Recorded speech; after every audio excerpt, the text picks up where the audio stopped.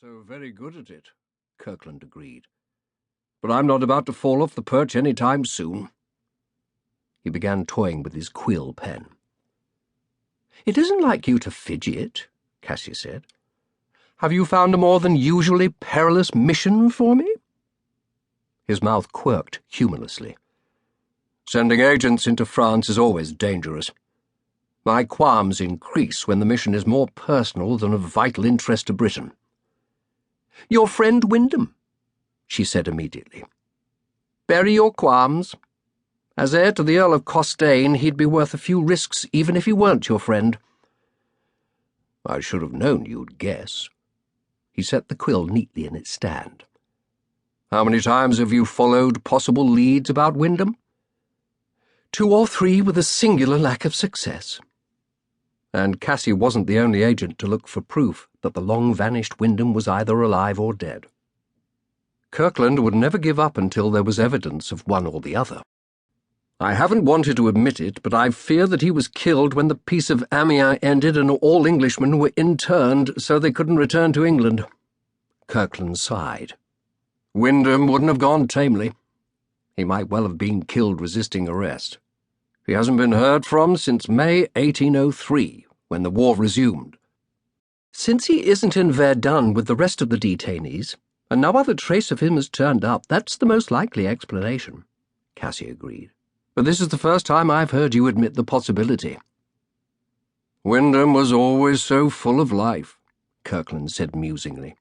It didn't seem possible that he could be killed senselessly. I know better, of course, but it felt as if saying the words out loud would make them true. It was a surprising admission coming from Kirkland, whose brain was legendarily sharp and objective. Tell me about Wyndham, she said. Not his rank and wealth, but what he was like as a person. Kirkland's expression eased. He was a golden-haired charmer who could beguile the scales off a snake. Mischievous, but no malice in him. Lord Costain sent him to the Westerfield Academy in the hope that Lady Agnes would be able to handle Wyndham without succumbing to his charm. Did it work?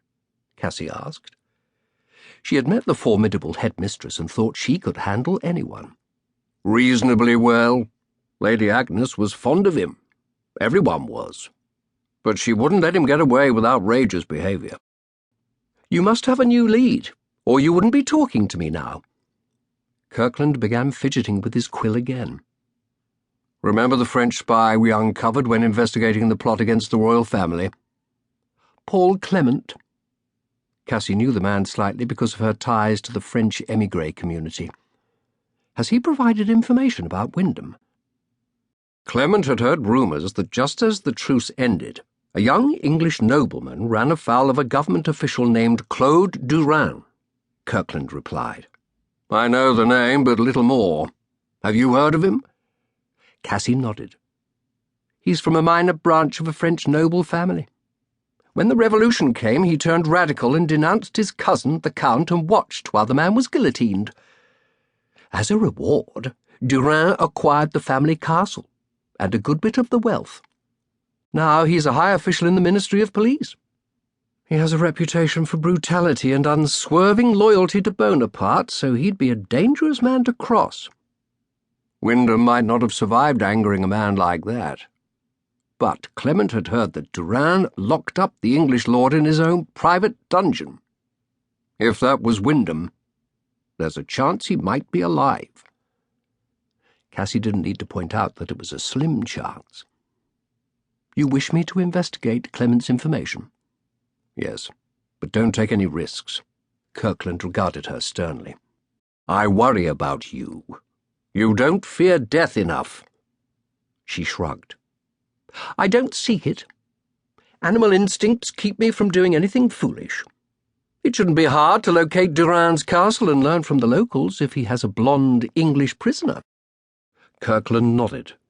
Dungeons aren't designed for long-term survival, but with luck, you'll be able to learn if Wyndham is, or was, imprisoned there. Did he have the strength to survive years of captivity? She asked. Not just physical strength, but mental.